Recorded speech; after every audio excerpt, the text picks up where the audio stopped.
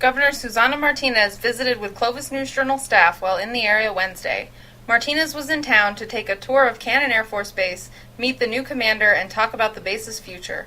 She also spent time with community and business leaders in a closed-door roundtable discussion about working with the state government.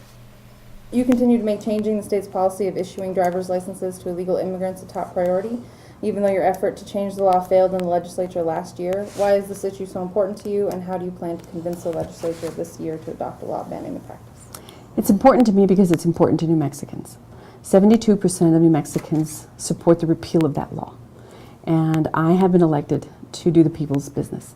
And so it's important to me to have the legislature understand that New Mexicans want this law repealed because it is a public safety issue.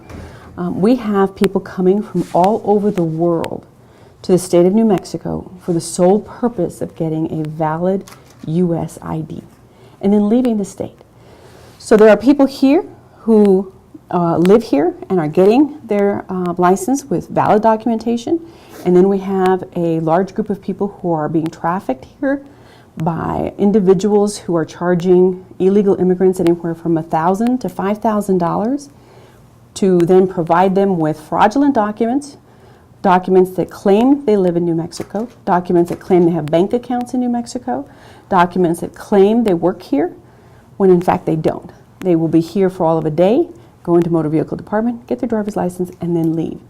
What also causes a problem in public safety is that then that driver's license can be exchanged in a different state for their driver's license. And then that person, if they're here to work and do good things, or if they're here to cause harm, we don't know the difference.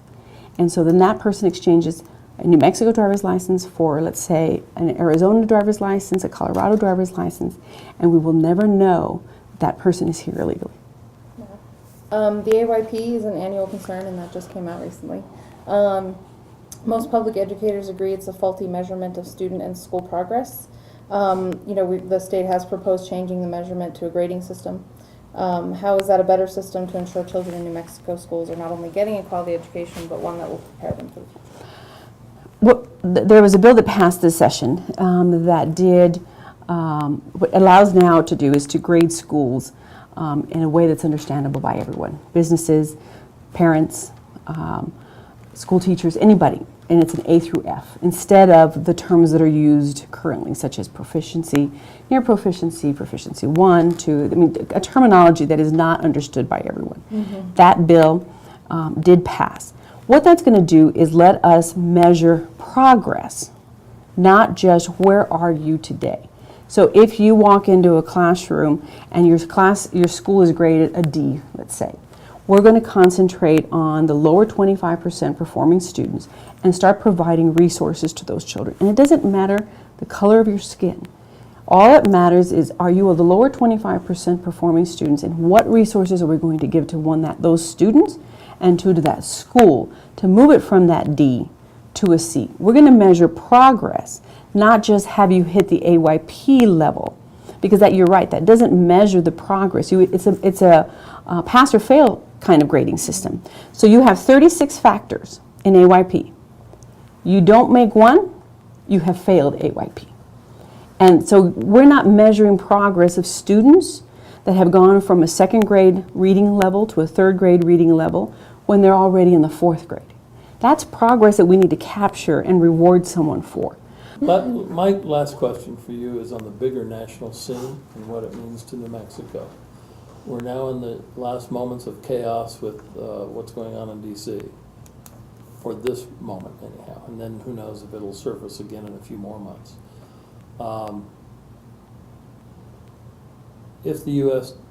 gets into the default situation, what will that mean for New Mexico, and are you looking at what has to be done in that instance from a state impact? From a state impact, we have looked at the situation to see what we would do, and we are prepared to meet our obligations for about 22 days. What does that mean? Well, we wouldn't be receiving any funds from the federal government in order to pay for federal services or grants or any of the things that we use federal funds for. Checks wouldn't be written or couldn't be written or backed up.